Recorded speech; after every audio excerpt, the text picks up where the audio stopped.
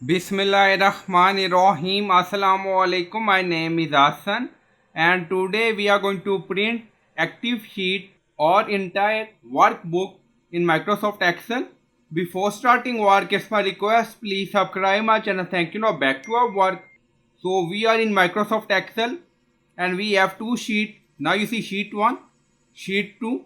So if you want to print active or current sheet, so go to that sheet like this and then click on print, and then you see we are in setting and then you see print active sheet. So by using this option we are going to print active sheet. If you want to print entire workbook, again click on it. Now you see option print entire workbook.